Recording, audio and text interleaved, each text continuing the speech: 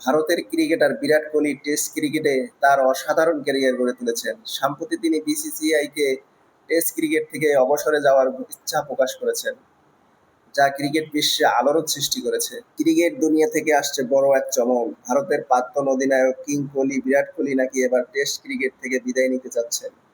বিসিসিআইকে তিনি জানিয়েছেন তার ইচ্ছা টেস্ট ফরম্যাট থেকে সরে আসার। দীর্ঘ ১৩ বছরের ক্যারিয়ারে ভারতকে বহু টেস্ট জয় এনে দিয়েছেন, কিন্তু বয়স, পরিবার ও মানসিক চাপ সবকিছু মিলিয়ে হয়তো এবার বিশ্রাম চাইছেন এই কিংবদন্তি। বিরাট কোহলির টেস্ট ক্যারিয়ার পরিসংখ্যান: ১২৩ ম্যাচ, ৯,২৩০ রান, ৩০টি সেঞ্চুরি, ৩১টি হাফ সেঞ্চুরি, সর্বোচ্চ স্কোর ২৫৪। বিরাট কোহলি ভারতের সবচেয়ে সফল টেস্ট অধিনায়ক। ৬৮ ম্যাচে অধিনায়কত্ব করে ৪০টি জয় পেয়েছেন এবং অধিনায়ক হিসেবে ৭টি ম্যাচে ডাবল সেঞ্চুরিও করেছেন। এমন একজন কিংবদন্তির বিদায় সত্যিই আবেগঘন এক মুহূর্ত হতে চলেছে। আপনার মতে কি কোহলিকে এখনই টেস্ট ক্রিকেট ছাড়ার সিদ্ধান্ত নেওয়া উচিত ছিল?